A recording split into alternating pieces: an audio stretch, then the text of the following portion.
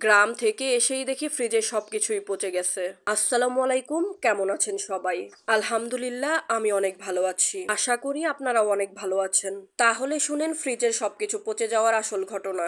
আমাদের বাসায় আমি, আমার হাজবেন্ড আর 2 বাচ্চা, সাথে আমার ভাইও কিছুদিন ছিল। হঠাৎ করেই আমার ভাইয়ের বিয়ে ঠিক হয়ে যায়। বাড়ির সবাই চাচ্ছিল আমি যেন বিয়ের কিছুদিন আগেই বাড়িতে যাই, কিন্তু এইদিকে আপনাদের ভাইয়ার আবার আউটডোর পরে গেছে বগুড়া শহীদ চান্দু স্টেডিয়ামে। যেহেতু এর আগে আমি কখনোই একা বাড়িতে যাইনি, আপনাদের ভাইয়া কোনোভাবেই সাহস পাচ্ছিল না আমাকে একা ছাড়তে। আবার আমার ভাইয়েরও অফিস ছিল, ইচ্ছা থাকলেও যেতে পারছিল না। অনেক চিন্তা ভাবনা করে সিদ্ধান্ত নেওয়া হলো আপনাদের ভাইয়া যখন বগুড়ায় যাবে তখন আমাকে বাড়িতে নামিয়ে দিয়ে তারপরে যাবে, কারণ রাস্তাটা একই ছিল। আমি যাব জামালপুরে, আমাদের গ্রামের বাড়ি।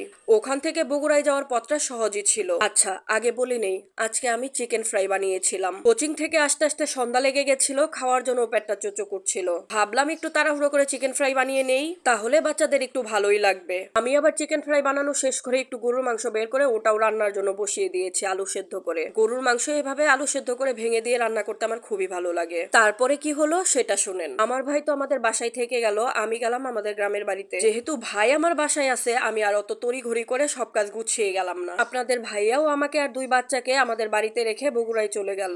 ও বগুড়া থেকে আসবে বিয়ের আগের দিন রাত্রে, আর আমার ভাইও বিয়ের একদিন আগে আসবে। আমি বিয়ে বাড়িতে তো সব কাজ অনেক আনন্দ করে করছিলাম। এর মধ্যে একটা কথা বলে রাখি, আমার আবার উপরের ভাবির সাথে অনেক ভালো সম্পর্ক। আচ্ছা, উপরের ভাবি মানে আমরা যে 5 তলায় থাকি, 6 তলায় ওই ভাবিটা থাকতো। তাকে আবার আমি ফোন দিয়ে বলেছিলাম আমার ভাই বাসায় একা আছে, আপনি একটু দেখিয়ে। ভাবি আবার মাঝে মধ্যে এসে আমার ভাইয়ের খোঁজ খবর নিয়ে গেছে, খাবার দাবার দিয়ে গেছে। হঠাৎ করেই যে আমার ভাইয়ের বিয়ে ঠিক হবে এটা কিন্তু আমাদের পরিকল্পনার মধ্যে ছিল না। তাই আপনাদের ভাইয়া এত এত বাজার করেছিল, সবকিছুই ফ্রিজে গুছিয়ে রেখে গিয়েছিলাম। প্রায় 15 কেজি গরুর মাংস, 5 কেজি মুরগির মাংস, 8 কেজি ইলিশ মাছ, আরো অনেক কিছুই ছিল। একটা ফ্রিজে তো আর কম জিনিসপত্র রাখা হয় না। এই যে দেখেন, গরুর মাংস রান্না শেষ, আমি আবার একটু শুটকি ভেজে কাঁচামরিচ দিয়ে ভর্তা বানিয়েছিলাম। তারপরে বিয়ে টিয়ে ভালোভাবে মিটে যাওয়ার পর হঠাৎ করে আবার গ্রাম থেকে শহরে চলে আসার সময় চলে আসলো।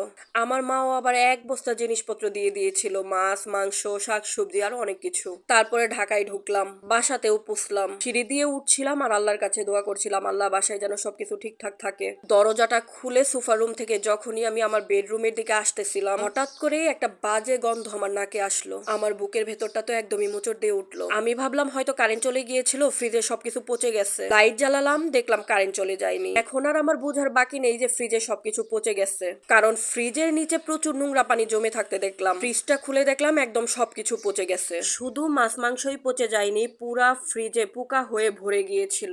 আমার মনে হচ্ছিল কারেন্ট চলে যায়নি, তাহলে ফ্রিজ অফ কেন? ফ্রিজের লাইনও চালু ছিল। অনেক খোঁজাখুঁজির পরে বের হলো ফ্রিজের যে পাওয়ার থাকে ওইটা জিরো করা। পরে আর কি করার বুঝলাম, আমার ভাই তাড়াহুড়ো করে বেরোতে গিয়ে কিছু একটা ফ্রিজে রাখতে গিয়ে ওটা জিরো হয়ে গেছে। যাক, আল্লাহ যা করে ভালোর জন্যই করে।